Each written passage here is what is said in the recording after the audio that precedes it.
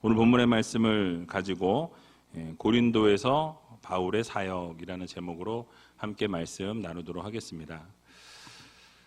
요즘에 코로나 바이러스 때문에 여러분 걱정 많으시죠? 혹시 너무 걱정이 돼서 예배 중에도 이 마스크를 써야 되겠다, 쓰셔도 상관은 없습니다. 그래서 여러분 혹시 기침이 나오거나 하시면 그렇게 좀 이렇게 뭐라 그럴까요? 자신을 좀 보호하시는 거니까 문제가 없을 것 같고요. 우리 기도해야 될 때입니다. 오늘 저녁에 정말 최선을 다해서 열심히 기도해서 이 코로나 바이러스가 다 완전히 그냥 다 멈춰지는 놀라운 기적의 역사가 일어났으면 좋겠습니다. 그래서 우리 옆에 있는 분들에게 좀 인사했으면 좋겠는데요. 주님의 이름으로 사랑합니다, 이렇게 인사했으면 좋겠습니다. 주님의 이름으로 사랑합니다. 사랑한다고 하는데 얼굴은 인상을 열심히 쓰고 계신 분이 계세요. 사랑한다고 할 때는 웃으면서 얘기를 해야 되죠. 앞뒤 분들에게도 다시 한번 인사했으면 좋겠는데요. 하나님 말씀에 순종합시다. 정말로 여러분 하나님 말씀에 순종하고 또 기쁨으로 살아갈 수 있는 그런 우리 우이제일교회 성도님들, 우리 학생들, 또 교사분들이 다 되시기 바랍니다. 2020년이 시작된 지 얼마 되지 않은 것 같은데요. 벌써 1월 달이 마지막 날이에요. 오늘 1월 31일입니다. 12분의 1이 벌써 갔어요. 별로 놀라지 않으시는군요. 이럴 줄 알았습니다. 저는 참 시간이 빨리 흘러가는 것을 요즘 느끼고 있어요. 얼마나 시간이 참 빨리 가는지, 새해 결심을 했고 또 계획했던 모든 일들이 여러분 잘 실행되고 계십니까? 아멘이 없으신 거 보니까 작심삼일로 끝난 분들이 많이 계신 것 같아요. 그러나 여러분 혹시 작심삼일이라도 계속해서 계획을 세우고 또 실행하다 보면 언젠가는 좋은 일들이 이루어지지 않을까라는 생각이 듭니다.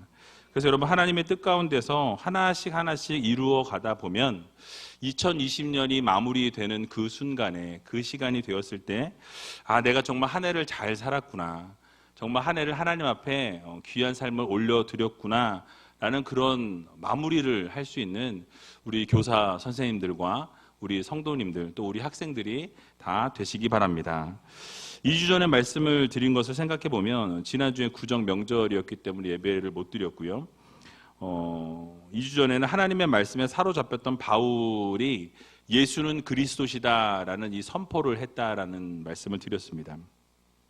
그리고 바울이 전한 말씀을 유대인들이 받아들이지 않게 될 때에 이 바울이 예수님의 명령대로 옷에서 그 먼지를 털어내면서 너희 피가 너희의 머리로 돌아갈지니라 라고 이렇게 선포하고 나는 깨끗하다라고 말하면서 이방인에게로 돌아가겠다라고 말씀하는 것을 보게 되죠. 그리고 바울이 선포한 그대로 오늘 본문을 보게 되면 유대인들을 향한 이 복음 증거를 멈추고 이제는 디도, 유스도라는 사람의 집에 이방인의 집으로 들어가서 그곳에서 복음을 증거하게 되는 것을 보게 됩니다.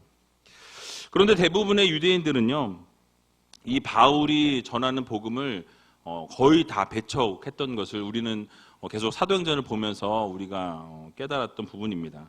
그런데 오늘 본문에 보게 되면 유일하게 이 회당장인데, 유대인들의 회당에 있는 장인데 그리스보라는 사람인데요, 온 가족과 더불어서 주님을 영접하게 되는 놀라운 기적의 사건이 일어나게 되는 것을 보게 됩니다.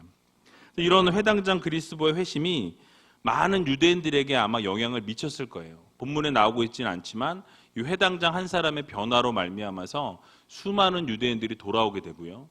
또 고린도에 있던 많은 사람들도 예수 그리스도 앞에 돌아오고 세례를 받는 놀라운 기적의 역사가 일어났다라고 오늘 바울의 이 고린도 사역을 소개하고 있습니다. 그리고 주님께서 결국 환상 가운데 나타나셔서 바울을 위로하시는 장면이 오늘 본문에 소개되고 있어요.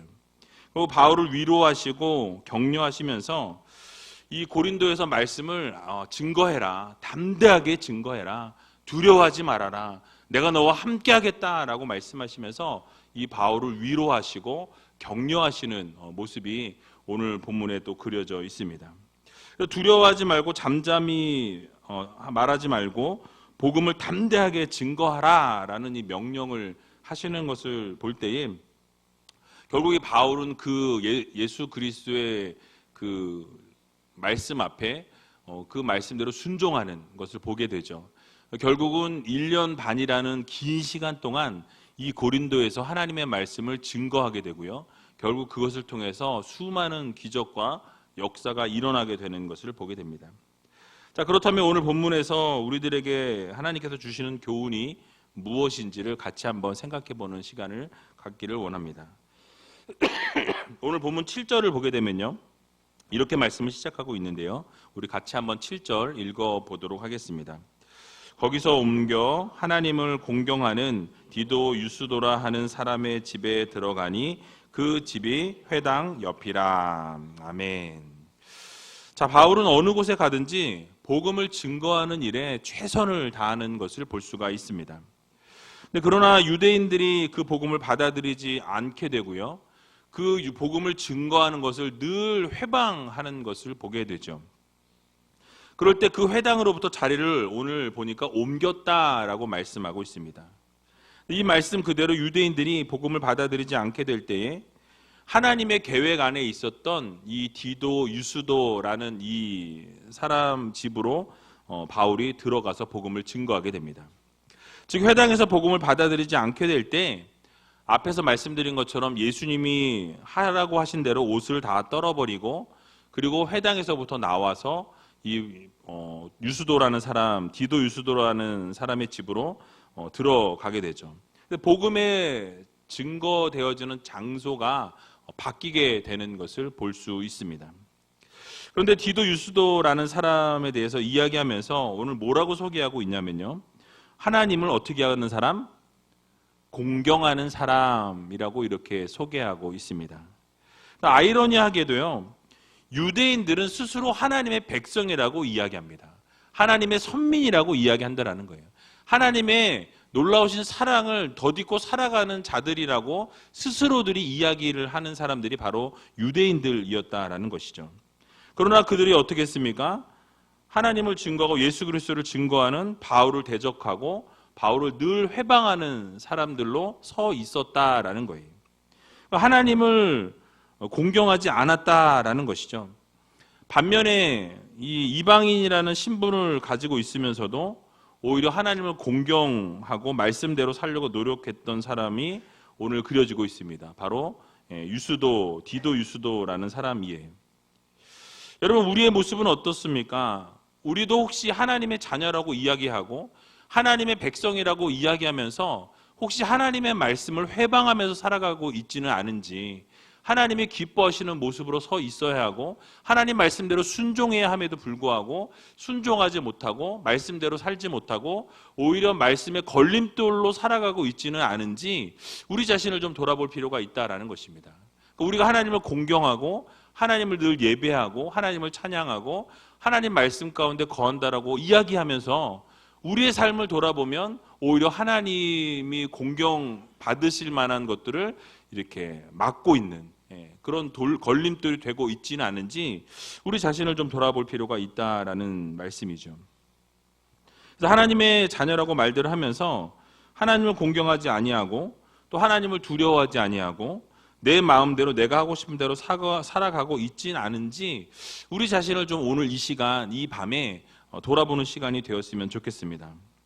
그러나 진정으로 하나님을 사랑하고 이 하나님의 자녀의 삶을 사는 자들은요, 오늘 본문에 나오는 이 디도 유스도라고 하는 이방인과 같이 이 자신의 출신 성분이나 어떠한 배경을 뒤로하고 하나님을 공경하고 하나님을 신뢰하고 두려워할 줄 아는 삶을 살았다라는 말씀이에요.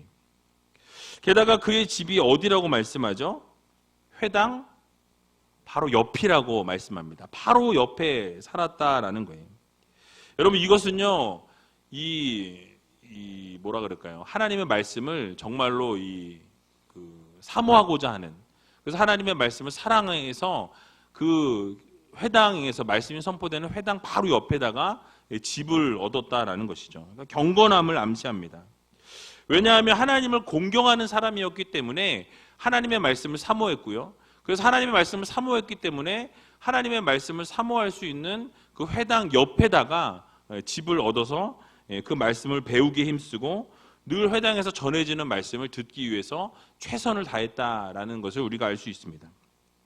제가 이 말씀을 보면서 부산 수영록교회를 제가 가서 뭐 한 달에 한 번씩 말씀을 듣고 배우고 했거든요. 근데 거기에 재밌는 현상이 있더라고요. 목사님이 그런 얘기를 한번 하셨어요. 그 교회 부교육자들이 아파트 사는 아파트가 이제 교회 바로 앞에 있는데 되게 낡았다고 하더라고요. 되게 낡은 아파트인데 거기는 누가 나가기만 하면 바로 들어온대요. 나가자마자 바로 들어온대요. 그래서 이유가 뭡니까? 그랬더니 그 낡은 아파트에 왜 좋은 아파트 주변에 많은데 교회에서 제일 가까운 아파트라는 거예요. 그래서 예배를 사모하고 말씀을 사모하고 자신의 삶을 자기가 원하는 대로 그동안 살았다면 이제는 교회 바로 앞에서 살면서 하나님의 나라와 영광을 위해서 이제 나의 남은 생애를 바치길 원한다라고 이야기하면서 그 남은 삶을 그 아파트에서 보내기 위해서 거기 미리 신청을 다 해놓나 봐요. 그래서 자리가 나자마자 그 교회 교인들이 계속 들어오면서 값도 올렸다는 얘기가 있어요. 그래서 그런 얘기를 들으면서 야, 이게 참 대단한 열정과 대단한 사랑이다라는 생각을 했는데 바로 오늘 본문에 나오는 디도 유스도라는 이 이방인도 하나님의 말씀을 너무 사모하고 사랑하니까 그 말씀을 듣기 위해서 바로 회당 옆에다가 집을 얻고 그곳에서 늘 말씀을 묵상하고 말씀 가운데 나아가고 했던 것이 아니었나라는 생각을 해볼 수 있습니다. 여러분, 우리의 모습 가운데도 이런 모습이 필요합니다. 하나님의 말씀을 정말 사랑하고 하나님을 공경한다고 말로만 공경할 것이 아니고 하나님을 사랑한다라고 하면서 사랑을 말로만 할 것이 아니라 실제로 우리의 삶에서 하나님을 공경하기 위한 우리의 노력이 필요하다라는 말씀이에요. 예를 들어서 예배를 나올 때 하나님을 공경한다라고 우리가 이야기한다면, 하나님을 정말 사랑한다라고 이야기한다면 그 예배 시간을 과연 늦을 수 있겠는가라는 거예요. 그러니까 하나님을 정말 사랑하고 하나님을 공경하는데 공경하는 하나님 앞에 늦은 시간의 예배, 이게 말이 되지 않는다라는 거죠. 그러니까 여러분이 만약에 대통령을 만나는 자리에 여러분들이 초대되었다고 생각하면 뭐 여러분 늦게 가시겠습니까? 아마 뭐 1시간 전에, 2시간 전에 막 늦으면 안 되니까 막 3시간 전에 막 도착하려고 이렇게 노력할지 모르겠어요. 근데 우리가 하나님을 공경하고 하나님을 두려워하고 하나님을 사랑한다라고 이야기하면서 하나님의 존전에 나올 때 그 예배 시간에 늦는다라는 것은 그게 앞뒤가 맞지 않는 삶이다라는 말씀이죠. 여러분, 하나님을 공경 안 하고 하나님의 말씀을 듣는데 우리가 떠들 수 있겠냐라는 거예요. 하나님을 공경하는데 하나님이 보고 계시는데 그 보고 계신 하나님 앞에서 옆 사람하고 떠들고 장난을 칠 수 있겠냐라는 거예요. 없다라는 것이죠. 여러분, 공경하는 하나님의 말씀을 듣는데 우리가 졸 수가 있습니까? 웃으시는 거 보니까 졸 수는 있나 보죠. 다른 건 안 되는데 조는 거는 가능한 것 같아요. 근데 졸 수 없다라는 거죠. 하나님을 두려워하는데, 하나님을 공경하는데, 하나님이 보고 계시는데 졸 수 있겠냐라는 거, 없다라는 말씀이에요. 그러니까 하나님을 공경하고 사랑하는데 뭐 아무렇게나 하고 나올 수 있겠냐라는 거예요. 없다라는 거죠. 하나님 앞에 나올 때 이렇게 준비된 마음과 준비된 마음을 가지고 주님 앞에 나와야 한다라는 말씀이에요. 여러분, 말로만 하나님이 우리의 신이고 말로만 나의 하나님이시고 말로만 하나님의 하나님 되심을 우리가 인정하고 선포하는 것이 아니라 우리의 진정한 삶 속에서 하나님을 예배하고 우리의 삶 속에서 하나님을 공경하는 모습을 나타내야 한다는 것입니다.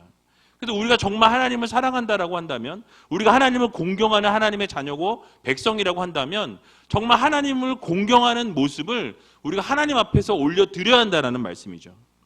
그래서 합당한 모습으로 하나님의 앞에 나올 수 있는 우리들이 되어야 한다는 것입니다. 그러므로 오늘 본문에 나오는 이 유수도와 같이 하나님을 공경하고 실제로 우리의 삶에서도 하나님을 공경하는 삶을 살아갈 수 있는 귀한 우리 교사 선생님들과 우리 모든 성도님들, 또 우리 중고등부 학생들이 다 되시길 주님의 이름으로 간절히 축원을 드립니다. 자, 이런 상황 가운데서 한 회당의 회당장인 그리스보라는 사람이 또 그 가족들이 복음을 받아들이게 되죠. 근데 여러분, 그동안 유대인들의 모습은 어땠습니까? 바울이 복음을 증거하면 그 복음을 회방하고 오히려 핍박하고 오히려 바울을 어렵게 하고 힘들게 했던 것이 유대인들의 모습이었습니다. 그런데 유대인들 가운데 이 회당장으로 있었던 이 그리스보라는 사람이요, 대조적으로 주님을 믿게 되고 복음을 받아들이게 되었다라고 오늘 본문은 말씀합니다. 오늘 8절에 나와 있는데요, 우리 같이 8절을 읽어보도록 하겠습니다. 또 회당장 그리스보가 온 집으로 더불어 주를 믿으며 수단 고린도 사람도 듣고 믿어 세례를 받더라. 아멘. 자, 그 당시 회당장이 회심했다는 것은 정말 실제로 놀라운 일이었어요. 그러니까 하나님만 섬기던 이 유대인들이 왜 그동안 왜 바울을 핍박하고 했겠습니까? 바울도 스스로 예수를 믿는 사람들 핍박했던 자 아니었습니까? 그런데 하나님을 바르게 믿는 것이, 예수 그리스도를 믿는 자들을 핍박하는 것이 하나님의 영광을 드러내는 거라고 생각했기 때문이었다라는 거예요. 그러니까 바울이 복음을 증거하고 예수 그리스도를 증거해도 그것을 받아들이지 않고 핍박하는 것이 하나님께 영광이 된다는 생각을 했기 때문에 그들이 그런 모습을 보였다라는 것이죠. 그런데 이 회당장이라는 이 그리스보가 상당히 영향력을 끼칠 수 있는 회당의 장이었어요. 그런 사람이 어떻게 됐습니까? 예수 그리스도의 복음을 받아들이게 되었다라는 거예요. 그의 말 한마디, 그의 행동 하나가 엄청난 이 처신을 이렇게 어떤 달라지는 위치를 보일 수 있는 상황에 있던 사람이었는데, 그 사람이 회심을 하게 되니까 이 고린도에 거주하고 있었던 유대 사람들도 아마 그리스도의 회심을 보고 변화되어지고 또 같이 따라서 복음을 받아들인 사람이 많이 있었을 줄로 저는 생각합니다. 회심을 따라서 했을 것이라는 것이죠. 게다가 오늘 본문을 보게 되니까 수단 고린도 사람도 듣고 믿어 결국 세례를 받게 되었다라고 말씀하죠. 그러니까 이 그리스도뿐만 아니라 주변에 있는 많은 사람들도, 이 고린도인들도, 이방인들도 예수 그리스도의 복음을 듣고 그들이 그것을 듣고 믿고 결국 받아들이게 되고 세례까지 받게 되는 놀라운 기적의 역사를 하나님께서 이루시게 되었다라는 것입니다. 결국 이런 상황을 보면서 우리는 이 말씀을 통해서 효과적인 이 전도 전략이 얼마나 중요한가라는 것을 다시 한번 생각해 보아야 할 것입니다. 제가 예전에 한 2000년인가 그때 2000년이었던 것 같아요. 2001년이었나 필리핀 선교를 제가 사역하던 교회에서 갔던 적이 있습니다. 근데 갔던 그 선교지에 있던 선교사님은 그 나름대로 선교 전략이 어떤 거였냐면, 그 빈민촌이나 어려운 사람들을 선교하는 게 아니라 이렇게 막 부자들, 잘 사는 사람들을 선교하는 거예요. 그래서 되게 특이하고 신선하다. 근데 얘기를 들어보니까 그것도 선교 전략 중에 잘 짠 것 같아요. 왜 그러냐면 어떤 교인이 있는데 그분은 주유소 주인이래요. 주유소를 한 10개를 갖고 있다고 그랬던 것 같아요, 기억에. 근데 10개를 갖고 있다 보니까 그 밑에 직원이 몇 명이에요? 한 3, 40명, 50명 이상이라는 거예요. 그러니까 이 주인이 교회를 나오니까 어떻게 돼요? 그 직원들도 다 교회를 다 따라 나왔다는 거죠. 그러니까 한 방에 한 50명이 교회에 등록을 했다라고 이야기를 하시더라고요. 물론 그게 다 옳은 건 아닌데, 그런 선교의 어떤 전략을 가지고 그렇게 상대방을 생각하고 대상을 정한 다음에 그런 전략을 가지고 밀고 나갈 때 성공하더라라는 것이죠. 마찬가지로 교회 안에 전략이 좀 필요하다라는 것입니다. 전략을 이야기하면 누구는 좀 이거 너무 인간적인 거 아닌가, 너무 세상적인 거 아닌가라고 이야기하는 경우들이 있습니다. 그래서 전도나 선교에 있어서 전략을 세워야 한다라고 이야기를 하게 되면요, 은혜가 떨어진다라고 이야기하는 사람들이 있어요. 이게 좀 인간적이지 않냐, 우리가 그냥 기도하고 믿음으로 나아가면 되지, 선교나 이게 전략이 필요하냐라고 이야기한다라는 거죠. 여러분 그러나 그렇지 않습니다. 효과적으로 복음을 증거하기 위해서는 전략이 필요하다라는 거예요. 사도 바울의 이 선교 여행도 가만히 보게 되면요, 선교 전략이 있었어요. 탁월한 인물이었습니다. 전도의 이 극대화를 위해서 그 당시 정치와 어떤 그 뭐라 그럴까요? 지리적으로 상당히 우위에 있던, 그래서 그 복음이 뿌려졌을 때 멀리 뻗어 나갈 수 있는 그 지리적인 요건이 요충지였던 곳을 먼저 타겟팅해서 잡았던 것을 우리가 볼 수 있습니다. 매우 중요하다라는 거죠. 집중적으로 공략해서 그 공략한 곳을 통해서 하나님의 복음이 전 세계로 뻗어 나갈 수 있도록 노력했던 것이 바울의 전도 전략, 바로 복음 전하는 선교 전략이었다라는 것이죠. 그래서 항상 또 어디를 가든지요, 바울은 어디를 먼저 타겟으로 잡았죠? 회당을 잡았다라는 거죠. 유대인을 먼저 복음을 증거하는 대상으로 여겼다라는 것입니다. 그래서 유대인들에게 유대인처럼 행동하고 또 이방인들에게는 이방인처럼 그렇게 되는 선교 전략도 그는 세웠습니다. 또 바울은요, 효과적인 사역을 위해서 결국 그가 소유했던 로마 시민권도 적절하게 사용을 했다라는 것이죠. 그래서 결국 그는 짧은 시간 안에 이 로마 제국을 복음으로 물들이는데 아주 효과적인 이런 탁월한 전략들을 세워 나갔다라는 것이죠. 여러분, 예를 들어서 우리나라 선교사님들도 외국 미국에서 호주에서 처음에 선교지, 우리나라를 선교지로 삼고 들어오셨던 분들도 보면 선교 전략을 가지고 들어왔다라는 거예요. 먼저 선교에 있어서 중점을 두었던 이 의료 선교와 교육에 먼저 중점을 두었습니다. 그래서 이 민족을 보니까 그냥 복음을 증거하기보다는 학원 선교, 학교를 지어서 그것을 통해서 복음을 증거하고 또 병원을 세워서 그 병원을 통해서 하나님의 복음이 증거되도록 그렇게 우리나라에 들어와서 전략을 세우게 되는 것을 보게 되죠. 그 결국 또 성경 번역이 활발하게 이루어지면서 말씀 중심의 사역이 우리 교회에서, 우리나라에서 그렇게 되어지는 것을 보게 됩니다. 그래서 정말 특이한 것은요, 여러분들이 선교 역사들을 보면 되게 재미있는 게 대부분의 나라들은 선교사들이 가서 이 성경을 번역하게 되거든요. 근데 우리나라에 와서도 성경을 번역하게 되는데 성경을 번역하던 중에 보게 되니까 이미 성경책이 번역된 것이 있는 거예요. 그러니까 한국 사람들이 대단한 거죠. 선교사들이 와서 번역을 하던 중에 보니까 만주에서 일본에서 이미 성경을 번역하고 있던 사람들이 성경을 가지고 들어오는 그런 놀라운 기적의 역사도 일어나게 되는 것을 보게 됩니다. 근데 그것을 길게 얘기할 수 없고요. 결국은 이런 전략을 이용했고요. 또 그 각 나라에서 온 선교사님들, 그 선교사님들이 그 백그라운드가 있지 않습니까? 그래서 북장로교, 남장로교, 북감리교, 남감리교 여러 형태의 선교회들이 있었는데 그 선교회에서 왔을 때 중복을 피했어요. 어떤 지역을 딱딱딱 나눠서 서울은 사람이 많으니까 각각이 같이 이렇게 협력해서 선교를 하고 어느 함경북도, 함경남도는 어느 선교회에서 경상남도, 경상북도는 어디서 이렇게 이런 식으로 나누어 가지고 지역을 섹션을 나눴다라는 것이죠.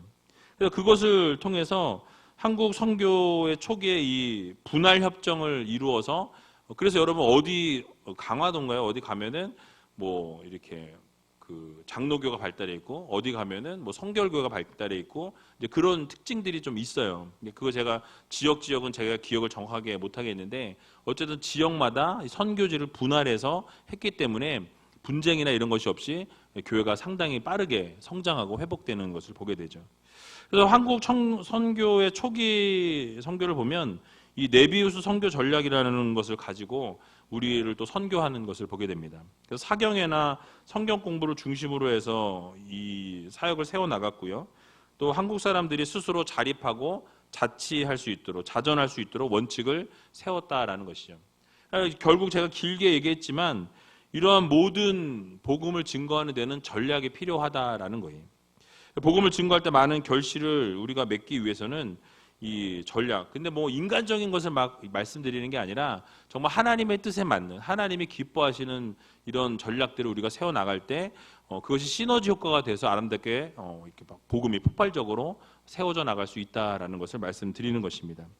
그래서 하나님의 뜻에 부합이 된다면 이 좋은 전략이 좋은 결실을 보장한다라는 거예요. 하나님께서 기필코 좋은 결과를 허락해 주신다라는 이 사실을 우리가 기억하면서 이 효과적인 전도를 위해서는 좋은 전략이 필요하다, 지혜가 좀 필요하다라는 것이죠. 여러분, 지난번에 우리 교회 예를 들면 특별 새벽기도에 자녀들이 저는 그렇게 많이 나올 줄은 몰랐어요.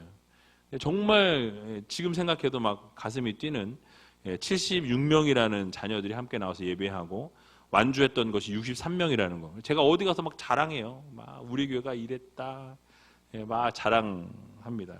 근데 그 목사님들도 놀래더라고요. 어떻게 70명이 넘는 학생들이 나와서 함께 예배를 하느냐. 지금도 제가 생각해도 놀라울 일이에요. 그러니까 여러분, 이러한 것이 어떻게 보면 전략이라고 이야기하면 참 웃기지만 어쨌든 그런 마음을 가지고 함께 그렇게 동참하고자 하는 그런 마음을 가질 때 필요한 것을 보게 됩니다. 이 사실을 기억하면서 복음 전하는 일에도 이 전략이 필요하고 함께 열심과 열정을 쏟게 될 때 그 하나님이 기뻐하시는 모습들로 또 아름다운 결과물이 있게 된다는 것을 기억하면서 우리 교사 선생님들께서도 어떻게 하면 우리 학생들을 잘 섬기고 어떻게 하면 우리 학생들을 잘 세워나가고 또 어떻게 하면 하나님이 기뻐하시는 자녀들로 회복시킬 수 있을까라는 것들을 고민하면서 그런 전략들을 세워나갈 때 정말 하나님께서 주신 지혜와 하나님이 주신 그 열정과 열심을 가지고 우리 다음 세대를 세워나갈 수 있는 귀한 우리 교사 선생님들이 다 되시길 주님의 이름으로 간절히 축원을 드립니다. 이제 마지막으로 이렇게 열심히 복음을 증거하던 바울에게 주님께서는 용기를 북돋아 주시고 그 마음을 만져주시는 것이 오늘 본문에 나와 있어요. 본문 9절에서 10절을 보게 되니까 이렇게 말씀하는데요. 우리 같이 한번 9절과 10절을 읽어보도록 하겠습니다. 밤에 주께서 환상 가운데 바울에게 말씀하시되 두려워하지 말며 잠잠하지 말고 말하라. 내가 너와 함께 있음에 아무 사람도 너를 대적하여 해롭게 할 자가 없을 것이니 이는 이 성 중에 내 백성이 많음이라 하시더라. 아멘. 자, 밤에 주님께서 환상 가운데 나타나셔서 바울에게 무엇을 말씀하셨습니까? 두려워하지 말고 잠잠하지 말며 말하라 라고 이렇게 말씀하시는 것을 볼 수 있습니다. 즉 바울에게 복음을 증거할 때 위축되지 말라는 거예요. 두려워하지 말라는 것입니다. 담대하게 복음을 증거하라 라고 이렇게 선포하시는 것을 보게 되죠. 명령하셨습니다. 여러분, 바울에게 용기를 불어넣어 주셨다라는 것입니다. 여러분, 그렇습니다. 우리 주님께서는 늘 하나님의 자녀들에게, 당신의 자녀들에게 이 위기에 처해 있을 때, 어려움에 처해 있을 때, 상황에 눌려서 위축되어 있던 그 상황 가운데 있을 때 하나님께서는 우리에게 마음의 이 담대함을, 두려워 말고 놀라지 말라고, 내가 너와 함께 하겠다라는 하나님의 음성을 들려주신다라는 것입니다. 여러분, 그렇게 할 때에 우리가 사역을 잘 감당할 수 있고 새 힘을 공급받게 된다라는 거예요. 여러분들에게 새 힘을 공급해 주시는 분은 누구십니까? 하나님이시라는 거예요. 하나님만이 여러분들의 사역에 기름을 부어 주실 수 있고 사역에 놀라운 회복이 일어날 수 있도록 하나님께서 역사하신다라는 말씀입니다. 오늘 살아가는 우리들에게도 동일하게 적용할 수 있다라는 거예요. 힘들어하고 어려워하는 성도들에게, 좌절하고 쓰러지고 넘어져 있는 성도들에게 주님께서는 오늘도 역사하시고 찾아오신다라는 말씀이에요. 여러분, 혹시 오늘 이 밤에 이 자리에 나오실 때도 마음의 짐들을 가지고 나오신 분들이 있을 줄로 압니다. 또 마음에 무거운 것들을 가지고 나오신 분들도 있을 거예요. 여러분, 그런데 하나님께서 동일하게 오늘 이 시간 이 밤에 찾아오셔서 여러분들을 위로하시고 여러분들에게 말씀하시고 여러분들의 선포해 주신다라는 거예요. 두려워하지 말라고 말씀하십니다. 여러분, 이 하나님의 위로하심과 하나님의 그 말씀을 귀를 기울이셔야 한다라는 거예요. 오늘 본문에 그런 언급은 없지만 이 바울도 유대인들의 끊임없는 핍박으로 인해서 지쳐 있었을지도 모릅니다. 그래서 복음을 증거하는 일에 위축이 되었거나 이 마음에 좀 두려움이 생겼을지 모르겠어요. 그러니까 하나님께서 찾아오셔서 어떻게 합니까? 그 순간 바울에게 나타나셔서 함께 내가 하겠다라고 말씀하고 계신 거예요. 두려워하지 말라라고 말씀합니다.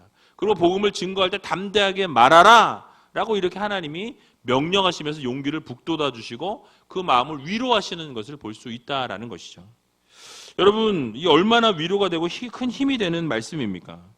여러분들이 만약에 힘들어 있고 여러분들이 지쳐 있고 정말 좌절하고 쓰러지고 넘어져 있고 외로워하고 있는 그 상황 가운데 하나님이 찾아오셔서 말씀하신다고 여러분 상상해 보세요. 야, 힘들지. 내가 있잖아. 내가 너랑 함께 하잖아.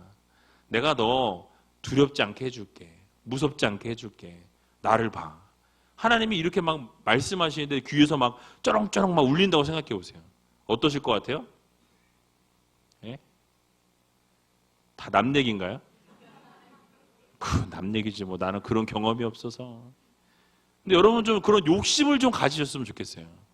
하나님, 지금 이 바울에게 나타나신 하나님께서 오늘 이 밤에 이 성령 이 금요 집회 때 나에게도 좀 말씀하시고 나를 좀 위로하시고 내가 정말 지쳐서 쓰러지고 넘어지는 이 상황 가운데 있을 때 주님께서 이 시간 찾아서 나를 좀 만져달라고 여러분 좀 기도하시기 바랍니다.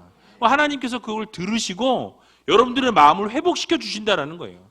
마음을 만져주시고 두려워하지 말라고, 담대하게 전하라고, 증거하라고 하나님이 여러분들을 위로하신다라는 말씀이에요. 여러분 그렇다라고 한다면 여러분 어떠시겠습니까? 힘이 나겠죠. 저만 힘이 나나요? 힘이 난다라는 거예요. 여러분 모세의 뒤를 이어서 이스라엘 백성들을 이끌었던 여호수아 아시죠? 여러분 여호수아에게도 하나님께서는 동일하게 찾아오셔서 위로하시고 격려의 말씀을 주십니다. 여호수아 1장 5절에서 9절 말씀인데요. 좀 길어서 같이 좀 읽어봤으면 좋겠어요. 여호수아 같이 한번 읽어보겠습니다. 여호수아서 1장 5절에서 9절까지의 말씀. 구약성경 320페이지에 있습니다. 바울에게 말씀하셨던 그 주님께서 또 여호수아에게도 동일한 말씀을 주시는 것을 보게 되죠. 우리 같이 한번 여호수아 1장 5절에서 9절까지 한번 같이 읽어보도록 하겠습니다. 너의 평생에 너를 능히 당할 자 없으리니 내가 모세와 함께 있었던 것 같이 너와 함께 있을 것임이라. 내가 너를 떠나지 아니하며 버리지 아니하리니 마음을 강하게 하라, 담대히 하라. 너는 이 백성으로 내가 그 조상에게 맹세하여 주리라 한 땅을 얻게 하리라. 오직 너는 마음을 강하게 하고 극히 담대히 하여 나의 종 모세가 내게 명한 율법을 다 지켜 행하고 좌로나 우로나 치우치지 말라. 그리하면 어디로 가든지 형통하리니 이 율법책을 내 입에서 떠나지 말게 하며 주야로 그것을 묵상하여 그 가운데 기록한 대로 다 지켜 행하라. 그리하면 내 길이 평탄하게 될 것이라. 내가 형통하리라. 내가 내게 명한 것이 아니냐. 마음을 강하게 하고 담대히 하라. 두려워 말며 놀라지 말라. 내가 어디로 가든지 내 하나님 여호와가 너와 함께 하느니라 하시니라. 아멘.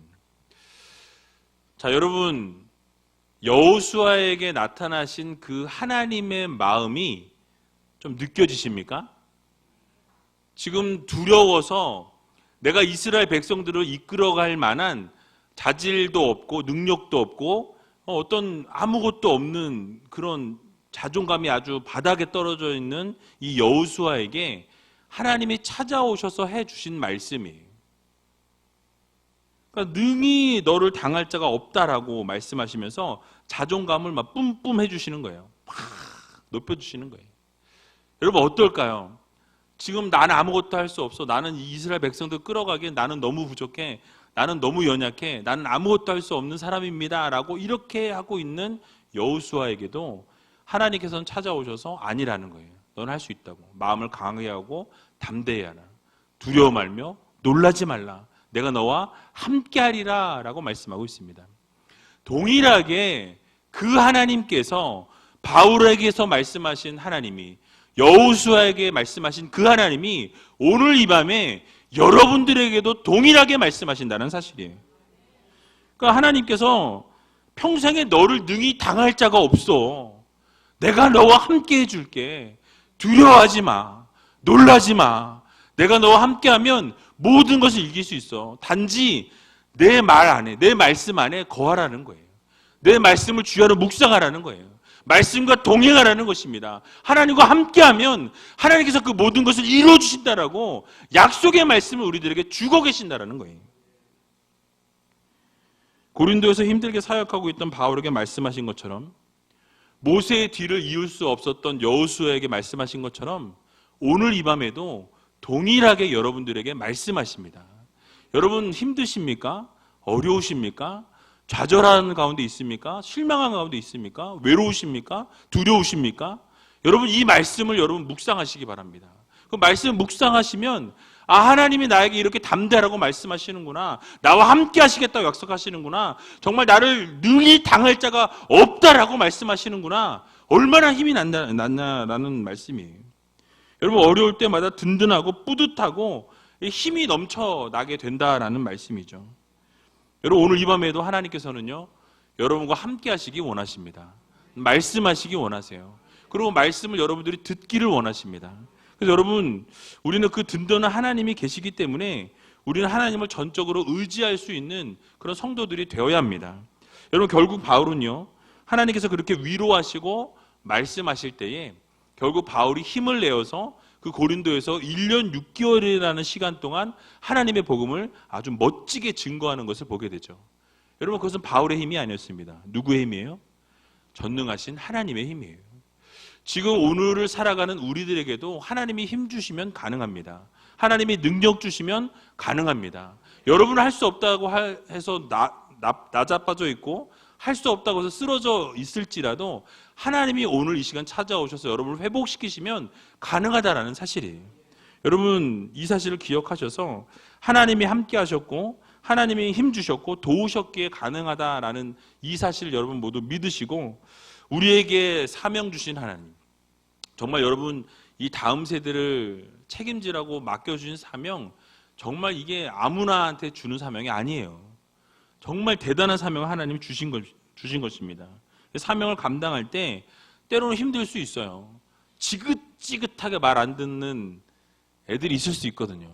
마음에 상처가 되는 말을 늘 집어 던지는 애들이 있어요. 여러분 그런데 어떻게 하겠어요? 죽이겠어요? 안 되죠. 그 아이들을 그 영혼을 품고 기도하고 하나님 앞에 매달려야 한다라는 거예요. 결국 여러분들에게 맡겨주신 사명을 귀하게 감사함으로 감당하게 될 때 하나님께서 용기를 주시고 결국 담대하라고 말씀하시고 두려워하지 말라고 하시고 함께 하신다라는 이 사실을 여러분 모두 믿으시고 여러분들에게 맡겨진 사명을 내가 하는 게 아니라 내 안에 계신 성령님이 하신다라는 것, 하나님이 맡겨주신 사명을 내가 하는 게 아니라 하나님이 주신 능력으로 한다라는 이 사실을 여러분 모두 믿으시고 정말 감사함으로 이런 귀한 사역들을 감당할 수 있는 저와 여러분들이 다 되시길 주님의 이름으로 간절히 축원을 드립니다. 우리 이 시간 같이 찬양하기 원하는데요.